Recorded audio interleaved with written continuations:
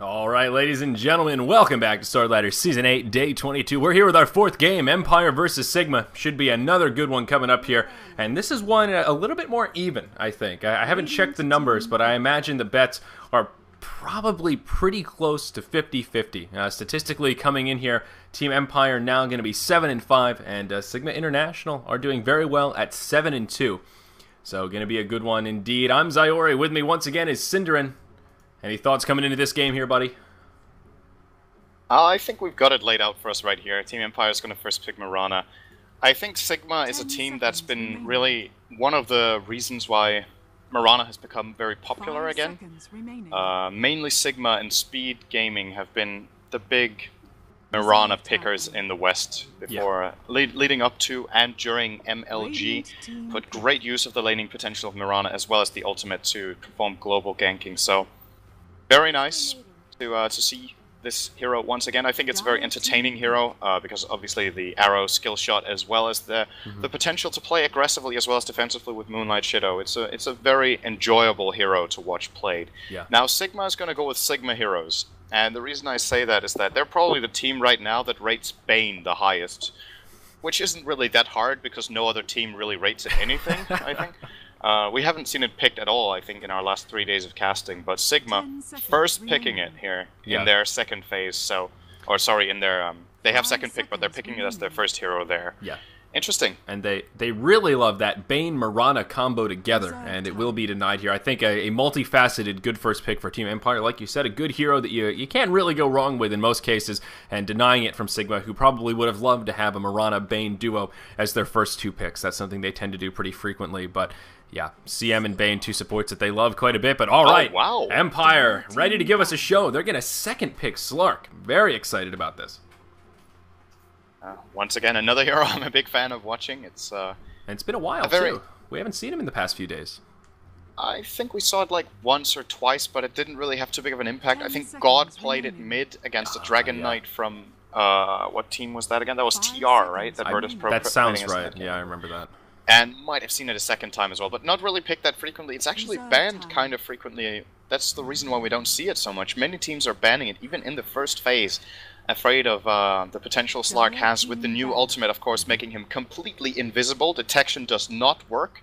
Does, however, not make him invulnerable to AoE effect attacks, so you can still hit him with spells like the Crystal Nova that Crystal Maiden has and the Freezing Field. So still an interesting pickup, a hero that recently got into CM again after it got removed from CM for a while with the new Shadow Dance, of course, but curious to see how Empire put this to use here. And maybe important to note here, since Slark was second picked instead of some sort of a crazy fourth or fifth pick wild card, Faceless Void, the ulti, the Chronosphere, does reveal Slark. That is the only thing that I know of, and I think actually the only mechanic that will reveal his newfound state, whatever the proper word is, undetectable, where the Chronosphere does reveal invisible units, and it actually does serve as a trump card to the Slark ultimate. So I don't know that Sigma are going to be bold enough to mix in a Faceless Void, but they are a team that has a reputation for doing well in best of ones, because every so often they have those crazy picks and do something different with their draft. So I won't count it out quite yet, but I still think it's a pretty low chance.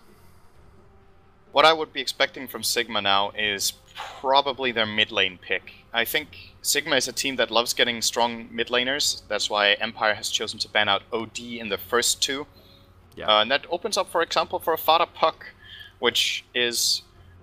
he does very well against pretty much anything. The one hero he really does not want to play against, I think, is the OD, but since that's banned, it's a lot better now, and it's a hero that Empire loves to play as well. They picked it in the last game for Resolution, so that is an option. Could also be going for their offlaner. I don't think they want to show their hand on the carry just yet. I feel like that's something where Sigma have to be a little bit careful here, especially since one of their favorite carries, Lifestealer, I don't think is really good here so far.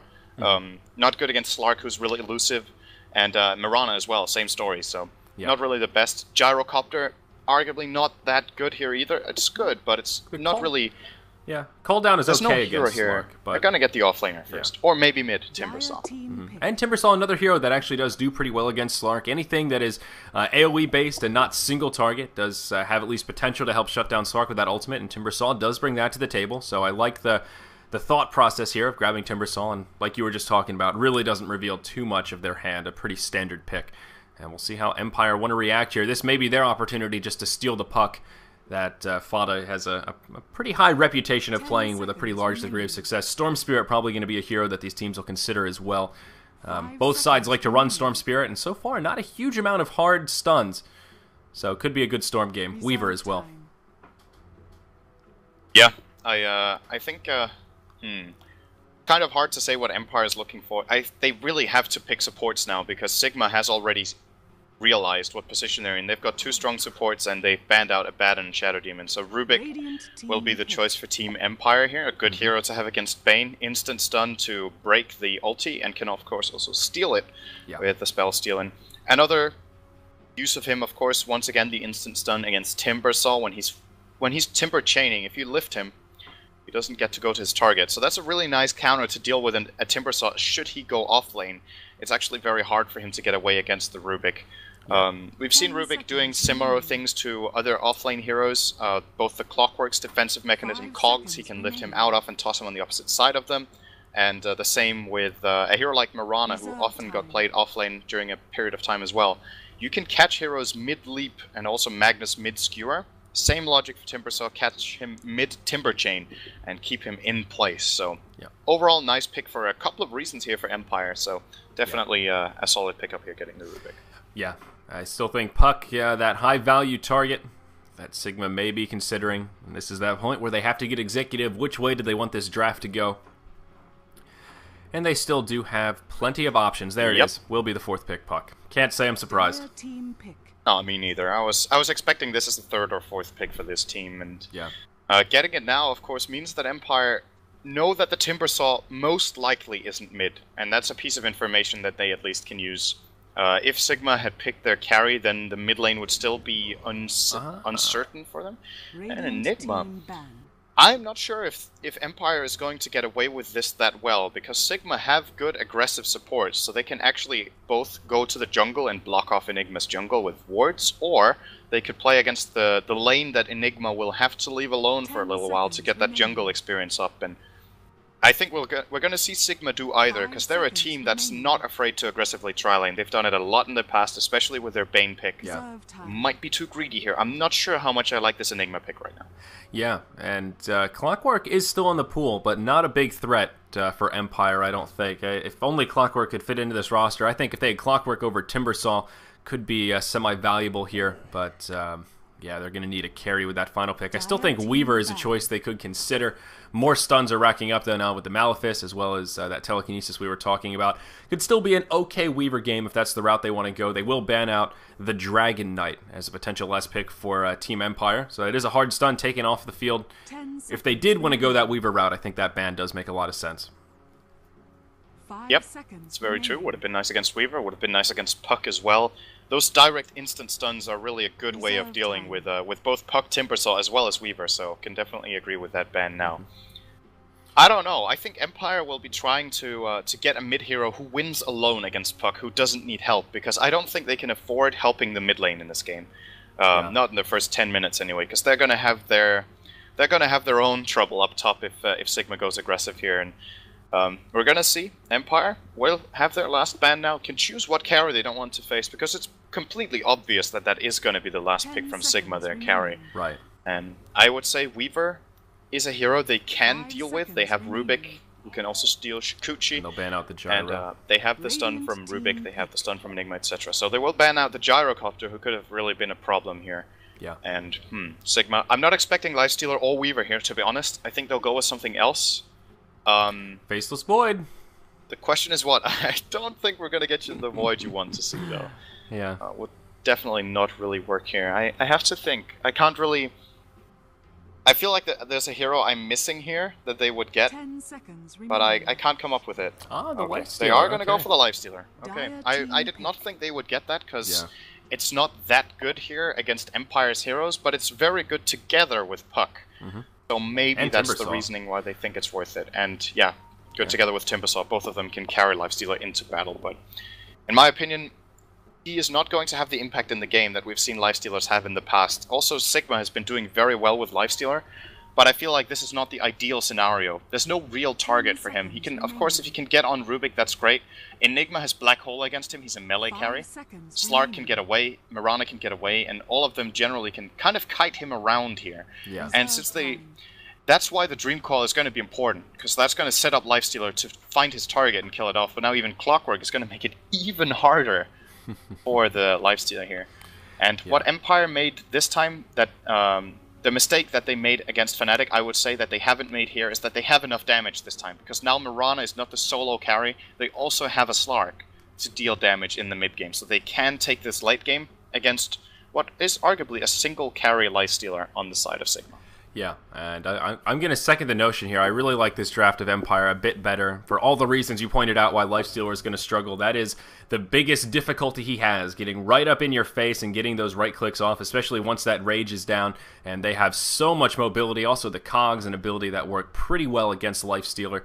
10 seconds remaining. They don't have a lot to deal with this Enigma ulti either. Not a lot of interrupts in general. I mean, yeah, they've got the Fiend's Grip, they've got Puck, he has a silence, but I think Enigma going to have a pretty good game here. As long as Empire can do all right in this laning phase and not fall too far behind, as they do have a pretty rigid laning setup with Enigma in the jungle. As long as they hold steady there, I think Empire will be in pretty good shape in this game. But of course, that first checkpoint is a solid laning phase where Sigma could take an edge if they're, well, if they outplay Empire, I guess is the best way to put it. The problem is, no matter what lanes Sigma puts, I feel they won't be able to kill with their lanes that easily. You know, whether it's, I think, yeah, it's Resolution on Slark, so I guess he's mid, and then Silent will probably go top with Mirana. So if Sigma goes for an aggressive trialing, because Lifestealer was their last pick as the carry for that lane, I think it's going to be hard for them to get kills there, and that's a good start for Empire, because that means Enigma can have his jungle unless if it gets blocked. Yeah. The only problem is, what if Miguel just goes top on Lifestealer and can actually stand reasonably well alone? Then Pass and Mad together on these two supports, Bane and Crystal Maiden, could give Enigma trouble in the jungle, where he won't be getting too much help out of a Rubik, who is, to be fair, one of the worst supports on low levels at taking these kind of jungle engages, because he has no armor, low damage, and no spell damage either. So he's kind of a very weak support to have for that kind of protection for an Enigma. Right. That's very true. I'm going to be curious how Sigma will choose to lane this. It looks like that is Fada, right? That's not a stand-in. Let me double-check that profile. I think it's Fada. He was drafting, so I'd be really surprised if it wasn't, but always like to be sure. Every so often, yeah, that's definitely Fada. Okay, I should have been able to tell by his little Sigma icon. I guess it could have been an imposter. An imposter. An imposter. Doing the draft for Sigma. Sounds unlikely. So, alright, looking back, it was stupid for me to question that this was Fada, but we have confirmation nonetheless. Now we know for sure. So we'll see how they do lane. They are going to start off very aggressively here. All 5 members of Sigma grouped up, headed towards that top lane. So it looks like they will roam in and at least put a little bit of pressure on that jungle to start things off. Maybe looking for an early first blood. Could be possible. But let's introduce our Dire side. It looks like we know how their lanes are going to go. Of course, we do have Team Empire here. Mag going to be on the long lane Clockwork, headed down to the bottom. Resolution going to be playing on the Slark in the solo mid. Vanscore going to be supporting up top, most likely, on that Rubik. Always want to fly. Going to be in the jungle, playing on the Enigma. And that means Silent will be hard farming on Mirana once again. And, Silent may bump into trouble here. Does have a little bit of vision, knows that they're inbound, and will be able to walk away. Still yet to skill a point, so could grab Leap if things get a little sticky here. Of course, could also grab Arrow if they think they can turn it around, but nope, Empire just going to play this defensively, and here comes the jungle blocking. Going to walk through the jungle. Yeah, they're going to throw a sentry down here to block one of the big camps, and they're going to throw another one down here for this new medium camp. And Rubik doesn't have sentries of his own. And this one... They can't counterward them. This will block this camp, I believe, right? This guy? It should. It's far enough over, I think that blocks it. No, I think it's impossible to block that camp unless if something really weird has happened, so that that camp shouldn't be blocked. But regardless, I don't think Enigma can go into that jungle anyway. It's too ineffective for him. Yeah. And it seems like Always Wanna Fly has figured that out and will be starting in the Radiant jungle, which I think is a very good choice if he can get in. That's the big if, as Pass is already there with the Crystal Maiden, and that means that if Always Wanna Fly tries to come up the hill here, if Pass is in the right position, he can't really get in.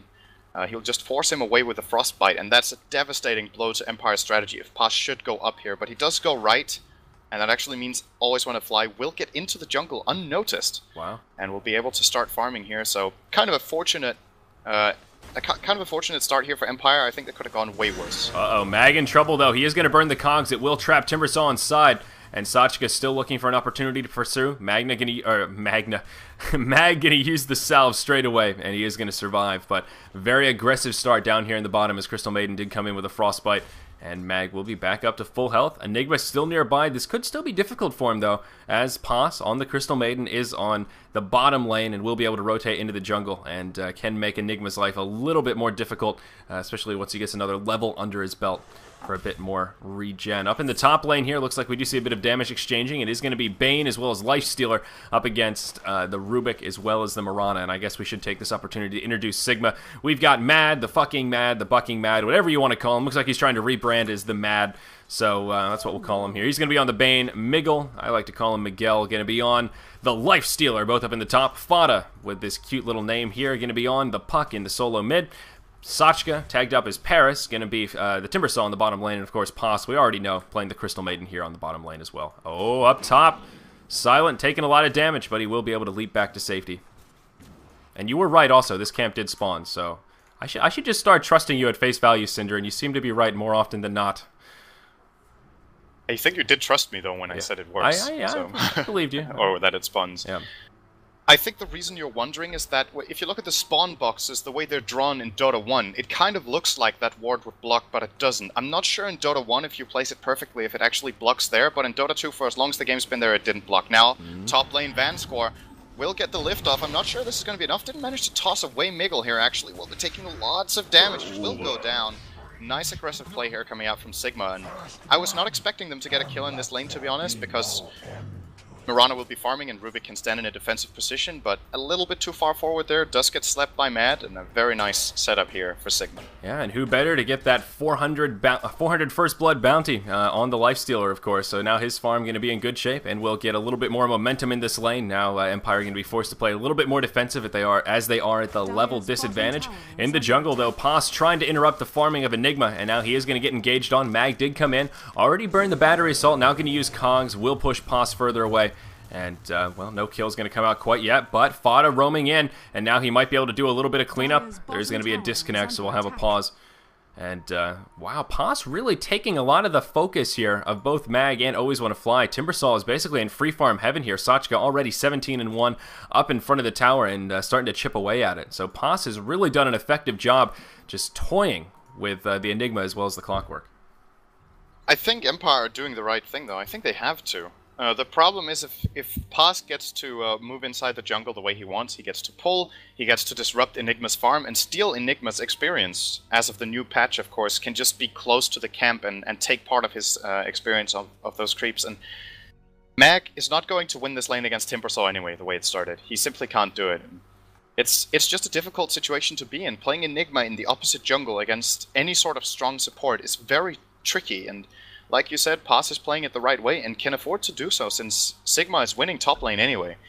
So looking good for Sigma so far, I have to say. They're also showing on the graphs golden XP lead against a team that has agreed to support in Enigma in the start is a very good beginning for them. Yes, that's absolutely right. We've seen Enigma quite a bit over the past few days, and it seems we always go back to that early experience edge that he gives you, usually a little bit of a gold edge as well, so that's a big change of pace and speaking to the power that Sigma have in these lanes. We haven't talked about mid too much, but it seems Puck is faring pretty well against the Slark, sitting 14-3 against the 12-5 Slark being played by Resolution, so it is a fairly even exchange. Slark did go for a bottle, does have a regeneration rune there bottled up, and I believe Puck has a bottle as well that he's been crowing. Resolution actually going to get harassed back, but with a regen, not too big of a deal, and yep, there's Puck's bottle on its way back to the mid lane. So a fairly even spread. Puck probably had a little bit more of an edge, but he did rotate right before that pause down into the jungle, so I guess that did give Resolution a little bit of breathing room to make some recovery farm to level it out a bit. Worth noting, this top lane that I was expecting Mirana to have a much better time than she does, but they're really being locked down by Sigma in this top lane, and that's without Mad skilling and Feeble even. Mirana's just getting flat out farmed by the Lifestealer here quite a lot. He's 18-9, Mirana is 8-2. Yeah. This was not how I was imagining this lane would go.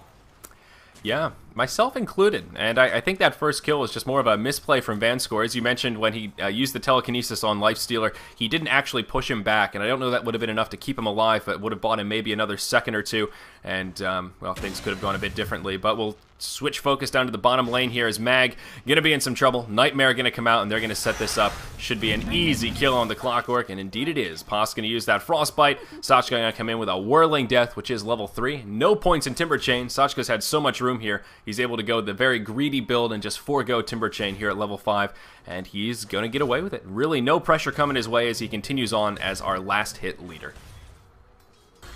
And Empire? Oh, we're looking for the Slark. I feel like Resolution needs to be the big player here for Empire early on. When you put this much, focus on a Slark by putting him in a solo mid position, and that you kind of sacrifice your other lanes. To be honest, the bottom lane for Mag was hard. The Enigma didn't get too much. The top lane has been losing. Then Slark really needs to pay off. Yeah. And can start rotating very effectively, especially here during the night time when it's harder for the enemy team to have vision to break his ultimate with the passive part of that, of course. He can start doing some effective roaming here. Timbersaw up top is going to get Maleficed, but it's level 2 only, so the stun duration really not that long. Still no Arrow chain. Not being cast. Oh, Sachka may be okay here. No, if there's a close range Sacred Arrow, he will get defensively slept here. Compliments of that Nightmare, and wow, he may actually be able to survive this. Still no points in Timber Chain. He does walk away. Compliments of Mad. There's the Dream Coil. Now Fada going to go in. That's going to be the end of VanScore. He's already finished off Always Want to Fly on that Enigma. Meanwhile, Slark hops around the backside, does finish off the Timbersaw, but it's going to cost him here.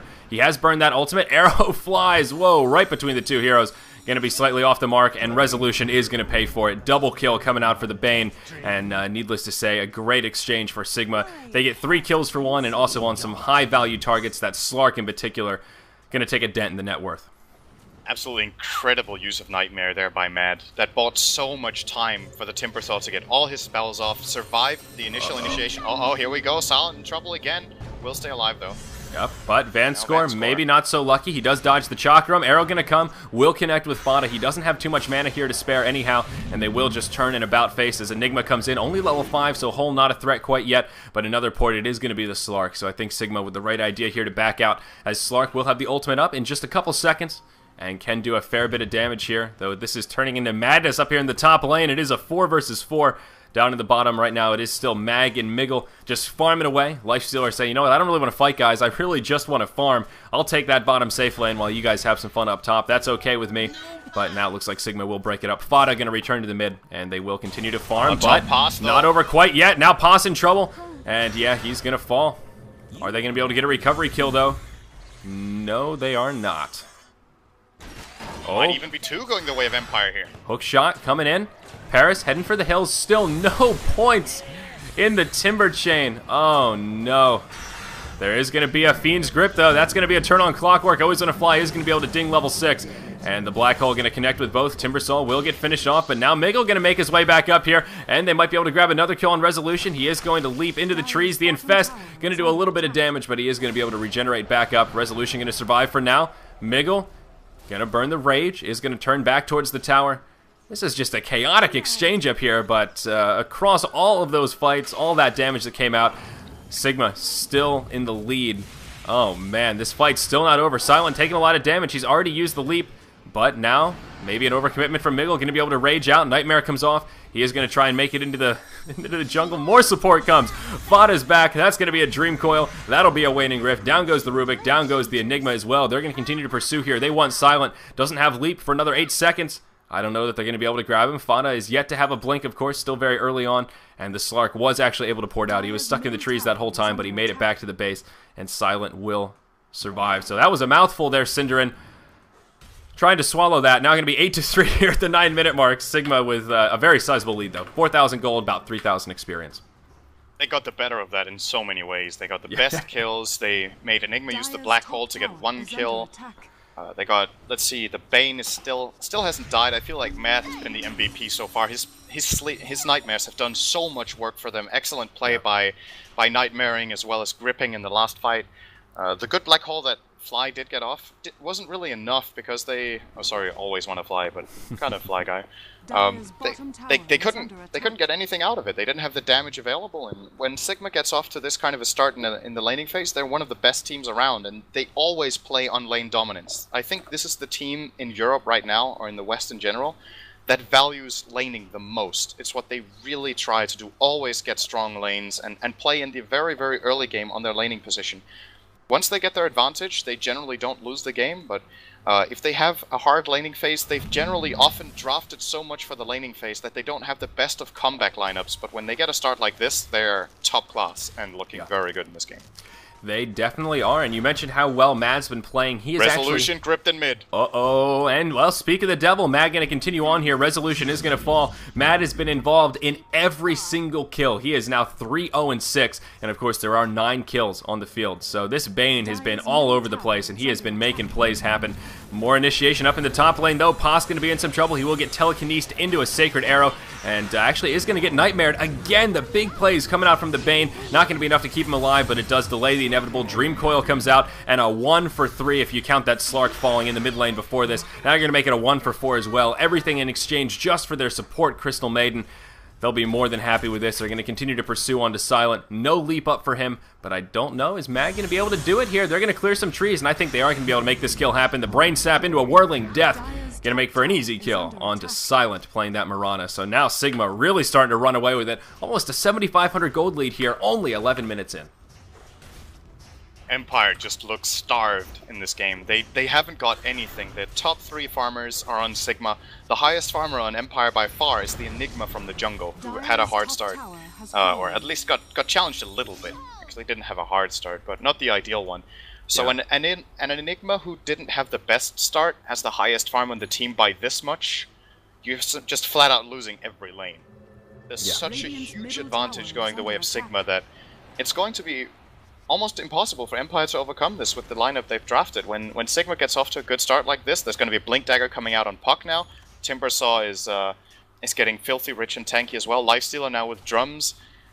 We're only 11 minutes in, and Sigma are getting items that are considered incredible at 11 minutes in. The Puck Blink Dagger, yeah, there we go. The Puck Blink Dagger, not necessarily extremely early to have it at 11:30, but he also has a Magic 1 completed, a bottle, and treads. Yeah. Most importantly, many Pucks that get that pre-10-minute Blink Dagger don't get the treads first, but VIII even has that, so just everything going the way of Sigma. They're just completely rolling over this game. And even something else, now that Bane going to grab a Gem of True Sight, of course, to try and deal with the Moonlight Shadow. Mirana hasn't even skilled Moonlight Shadow yet. It's a preemptive gem. Really speaks wonders to how far ahead they are here. Mirana, still only level 7, not too unusual to not have Moonlight Shadow quite yet, but they'll be ready and waiting for it once she does skill that ability. A mech on the way for Always Want to Fly, does have the headdress, buckler complete, and going to be working on that recipe, but still a very slow start for the Enigma here. As, well, we talked about his early game quite a bit. In the mid, well, I'll catch the tail end of it, but Vanscore going to get juiced as Fada hops forward with a surprise inside, going to make for another easy kill now that he has that blink, and he's going to show it off to pick up a kill here in the mid lane. Tower count is only 1-0, but just an absurd amount of momentum. Looking at that net worth graph, that is a pretty scary disparity there. The bar graph way in favor of the green floating towards the top. Lark really needs to make a play with this Invis rune. I was surprised to see Resolution backing off. They have to go with this. This is the best chance they're going to get in the next 5 minutes, and they're actually not even going for it. He let the Invis rune expire. Empire wasn't ready to take this gank, and I think now that that's been hasn't been used for anything, I think it's going to be Sigma just taking this tower for free. I don't see Empire being able to contest this. We'll let it go. And if they can't make moves out of an Invis rune on a Slark during nighttime like this, then that really goes to show how far behind you are and how intimidated you are by your opponent. Yeah. It's they're simply afraid to make moves, and you can't afford that with such a momentum-based lineup as one you build around a Slark. Yep, that's absolutely right. Smoke going to be used by Sigma as they rotate towards the mid lane. Mad and Pos will still be. Actually, Fada going to be smoked up as well. And It will be exposed. No one in the mid lane, but they are stationed around. Looks like Sigma just going to take out this last remaining Tier 1 tower for Empire. And again, I doubt Empire are going to be too eager to try and defend it. Looking at the inventories, there are just no core items on the side of Empire yet. Slark still basically just with power treads and bottle. And still no mech quite yet. Timbersaw now going to have a Vanguard. Even Silent doesn't have too much to his name. He's got a Bracer, got a Ring of Aquila, and some power treads, but nothing too crazy. And there it is. They will sacrifice that Tier 1 in the mid. Will buy Enigma some valuable time here to grab his mech. Man, couldn't have come too soon, as we'll see more initiation here. Slark and Rubik going to get juiced to start off the fight. Always want to fly, now going to get caught in the Fiend's grip. And I think Enigma going to fall right here before he can even use the mech. Nope, that was an overstatement. We'll be able to get the mech off, but going to fall very shortly after. The easiest 3-for-0 that Sigma are going to find all game, I think. Puck going to get hook-shotted, but is going to be A-okay. They're going to turn it around onto Mag. Frostbite comes out. And a few more auto attacks ought to do it. Puck going to blink forward. Waning Rift to finish him off. Now Silent. He's up here with the creeps, trying to make something happen. And, well, he's using some fancy footwork here, but still going to be a moot point. That was a 5-for-0 clean sweep exchange. Sigma with everybody still in the green. And I'm not surprised to see a tap out here from Empire. Sigma just running away. This game is just over. It's just over. Wow. So over at 15 minutes. And like you said, people were probably thinking this was going to be a close game and a hard one to call as far as the bets go. I'm not sure exactly what they were like and what the community were expecting, but Sigma this was so one-sided. I think the most one-sided game we've had so far for the last few days, or at least today. We've had some one-sided games, so let's not make it too big of a statement, but yeah.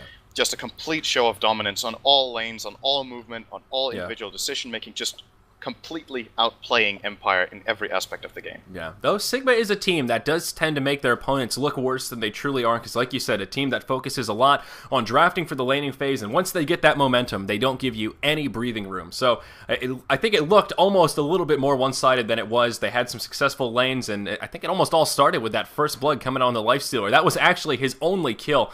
Miggle ending 1-0-5. So a very quick one here, guys. We're going to have a good 20-minute break until the next match comes up. And, of course, coming up next will be Sigma versus the Q-Pad Red Pandas. So they're going to be hot off this win over Empire. We'll see how they fare against Q-Pad coming up at 20 CET. Again, I'm Zyori. With me today is Synderen.